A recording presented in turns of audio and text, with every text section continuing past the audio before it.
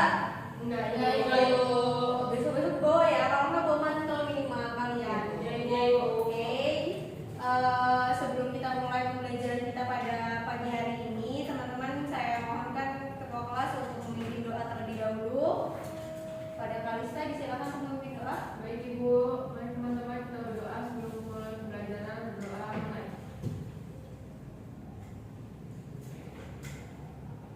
Berdoa selesai. Oke, terima kasih Kalista. Ibu mulai ya. Assalamualaikum warahmatullahi wabarakatuh. Waalaikumsalam warahmatullahi wabarakatuh. Selamat pagi. Pagi Ibu. Oke, sebelum kita mulai juga kita presensi terlebih dahulu ya. Baik Ibu. Oke, ini ada yang kirim surat ya? Iya Ibu. Suratnya siapa? Sumpah Bu. Oh, suka Ini tim saya. Oke, apa katanya Kalista? Ada sih Ibu. Mau pancaroba. Kalau kemarin sumpah itu kayak kerokan itu lagu. Kerokan di kelas. Siapa yang kerokin? Ayo Bu. Ya Maksudnya saya biasa. Musik jangan itu boleh seperti itu, tapi kalau dari cowok tidak boleh ya. Ya Ibu. Kalau ada laki-laki maksud ibu ya. Iya, Ibu. Ya. Oke, kita presensi dulu. Halo Fadila As. Hadir Ibu. Intan. Hadir. Dimas Dwi. Gak berangkat Bu. Kenapa? Gak tahu. Alfa ya berarti. Michael. Gak berangkat juga Ibu. Baik. Sukma tadi izin ya. Iya. Putri Kalista. Hadir Ibu. Intan Nuraini. Hadir Ibu. Elsa Salsabila. Hadir Ibu. Oke, baik, yang hadir yang tidak hadir 3 ya. Nah, hari ini teman-teman kita akan belajar mengenai teks prosedur. Oke. Ibu izin tampilkan mengenai sampingnya. Nah, hari ini kita akan belajar mengenai teks prosedur. Teman-teman di sini bisa lihat. Sebelum itu Ibu mau tanya dulu, kita harus persepsi dulu ya. Karena kemarin kita sudah mempelajari dan men-spill dikit nih pengertian dari teks prosedur. Ada yang masih ingat apa itu teks prosedur? Ayo Ibu. Oh ya, baik Kalista. Teks prosedur adalah teks yang berisi langkah-langkah untuk melakukan sesuatu seperti memasak, seperti membuat surat, ataupun yang lainnya Bu. Oke, baik. Terima kasih Kalista. Tadi Alfadila mau menjawab? Sama aja Ibu. Oke, baik Alfadila. Ibu izin menjelaskan. Jadi teks prosedur adalah teks yang berisi cara untuk membuat atau melakukan sesuatu. Nah, teks ini terdiri dari tahapan-tahapan serta memiliki struktur kalimat imperatif berupa perintah. Nah, tujuan dari teks prosedur ini adalah memberikan petunjuk cara melakukan sesuatu pekerjaan dengan menggunakan material atau metode yang detail. Misalnya cara memasak sup ayam, cara menyalakan vacuum cleaner, dan lain sebagainya. Sampai sini saya harap teman-teman dapat memahami apa itu teks prosedur dan tujuannya yang jelas. Karena nanti teman-teman akan mempelajari mengenai menelaah struktur dan kaidah kebahasaan pada teks prosedur. Sebentar ya, yang diizinkan ini karena lumayan mengganggu. Nah, di sini kita akan mempelajari terlebih dahulu struktur dari teks prosedur itu. Yang pertama itu ada tujuan. Di struktur teks prosedur yang pertama itu ada tujuan. Tujuan adalah hal yang ingin dilakukan dalam teks prosedur. Biasanya terdapat pada judul atau paragraf pertama teks prosedur yang dijelaskan secara singkat. Ini pengertiannya. Nanti teman-teman akan saya berikan contoh untuk mengetahui lebih jelas bagian tujuan dan lain sebagainya. Lalu itu ada material. Pada bagian ini teman-teman bisa menuliskan alat, bahan, atau hal-hal yang perlu disiapkan untuk membuat sesuatu. Biasanya terdapat takaran, jumlah, bentuk, atau warna tertentu agar pembaca memperoleh hasil yang sangat maksimal atau memperoleh hasil yang diinginkan.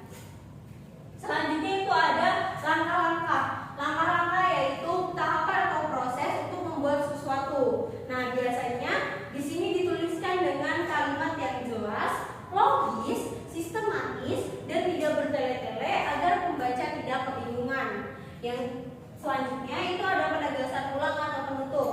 Nah, penegasan ulang ini dapat teman-teman tuliskan kesimpulan atau manfaat jika pembaca berhasil mengikuti petunjuk yang terdapat di dalam teks prosedur yang teman-teman buat.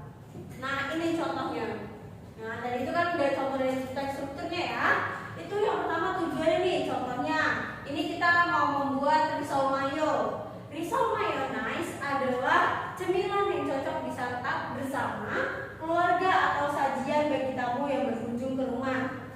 Namun, salah satu tantangan saat membuat risol adalah menentukan ketebalan kulit yang pas. Nah, bagaimana cara membuat risol anti gagal yang lezat?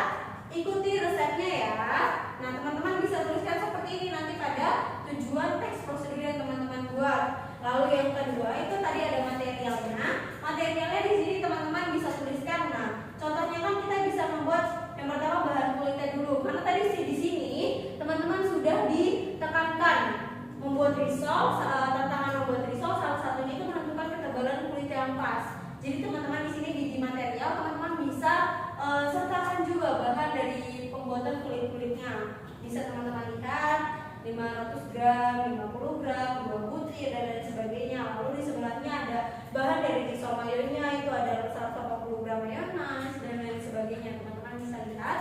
Lalu selanjutnya ada langkah-langkah. Di sini teman-teman bisa pertama buat kulit untuk risol mayo. Caranya teman-teman sertakan, lalu aduk hingga merata, lalu tambahkan air, terus saring adonan kulit agar tidak ada yang menggumpal begitu. Lalu siapkan 1 lembar kulit risol dan lain sebagainya. Ini teman-teman bisa baca sendiri. Saya rasa teman-teman sudah cukup memahami mengenai langkah-langkah yang teman-teman nanti akan buat, karena teman-teman kan sudah kelas 10 ya. Nah, di sini ada penegasan ulang atau penutup. Di sini teman-teman bisa nih kasih simpulan. Kamu juga dapat menyimpan risol maksimal 5 hari di dalam kulkas untuk stok bekal atau jualan. Mudah bukan cara membuatnya. Jika kamu memahami langkah-langkah di atas, dijamin hasilnya pasti sempurna. Terus teman-teman bisa sertakan kalimat selamat mencoba begitu. Sampai sini ada yang ingin ditanyakan? Cukup Ibu. Sudah paham. Oke, selanjutnya itu ada kaidah kebahasaan dari teks prosedurnya. Nah, kaidah kebahasaan atau aturan kebahasaan atau ciri tertentu yang melekat pada suatu teks. Dalam menyusun teks prosedur, terdapat kaidah-kaidah kebahasaan yang biasa digunakan. Nah, itu ada kalimat nih. Teman-teman, di dalam teks prosedur ini ada berapa kalimat?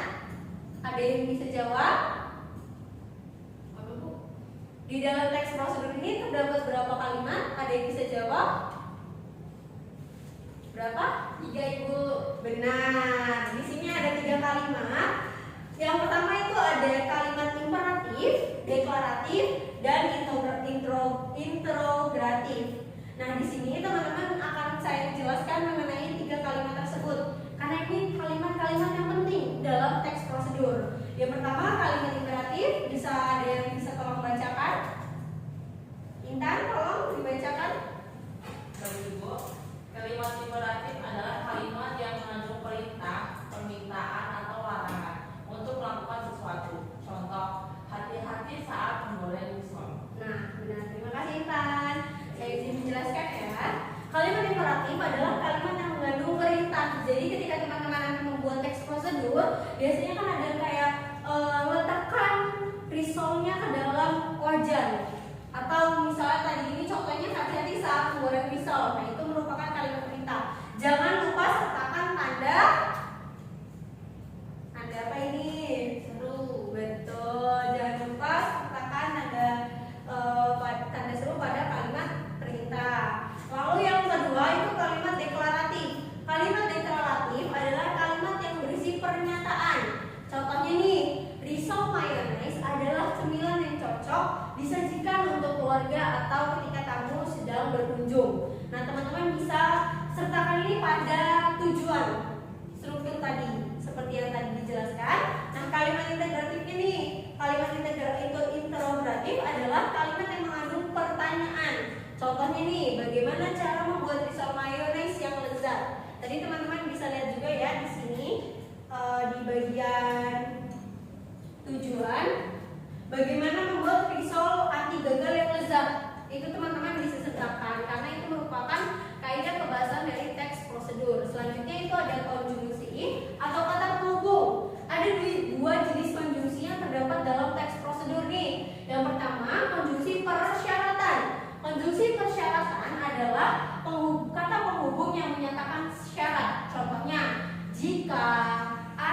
andai, apabila, kalau, asalkan, seandainya. Misalnya nih teman-teman tadi membuat langkah pembuatan teks risoma yang tadi, teman-teman bisa sertakan kata apabila.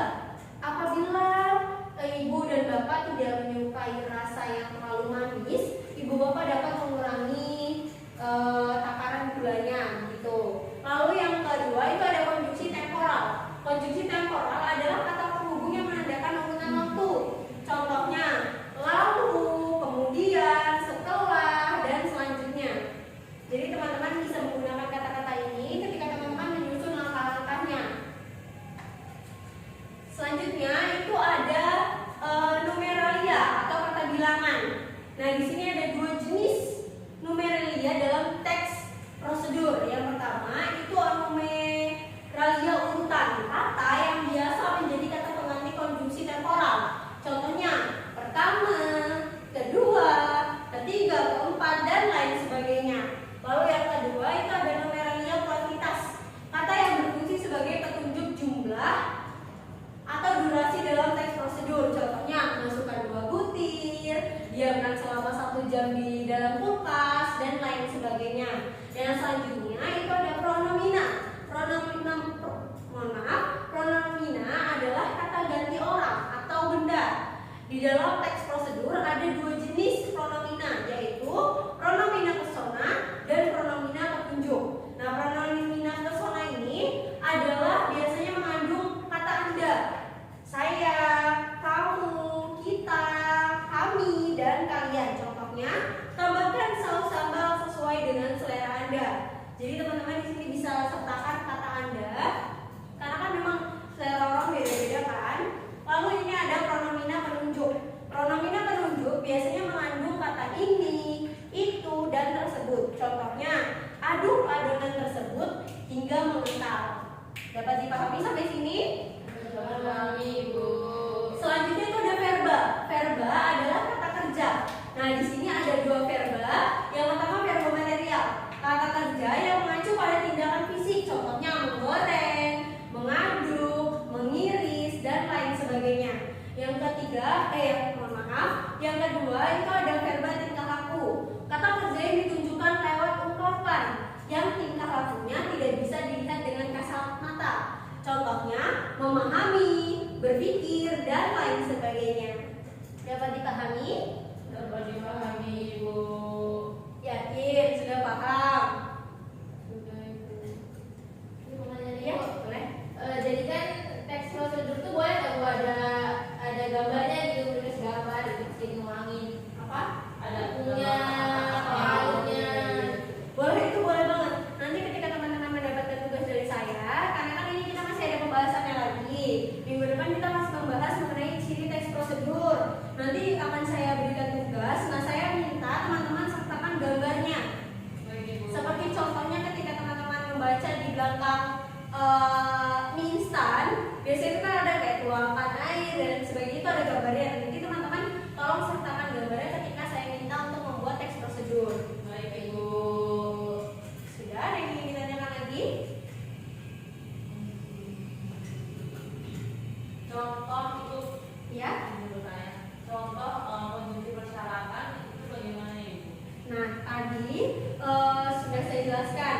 Jadi, misalnya nih konjungsi persyaratan itu adalah kata penghubung yang menyatakan syarat. Contohnya nih tadi kan jika, andai, apabila, kalau, asalkan. Jadi misalnya nih ketika kita nanti membuat teks prosedur mengenai tadi itu membuat risomayo. Apabila ibu dan bapak tidak menyukai manis, ibu dan bapak dapat mengurangi takaran gulanya. Seperti itu. Jadi bisa digunakan ketika teman-teman membuat syarat. Dapat dipahami? Dapat dipahami, Ibu. Oke, saya minta satu orang untuk menyimpulkan. Fadila, tolong simpulkan apa yang sudah saya jelaskan tadi. Jadi yang saya pahamnya Ibu hari ini kita belajar mengenai pengertian dari teks prosedur, jadi struktur teks prosedur, dan tadi belajar tentang konjungsi juga, dan belajar mengenai kata bilangan gitu Ibu. Yes, benar sekali. Terima kasih. Tepuk tangan untuk Fadila. Oke, saya melanjutkan ke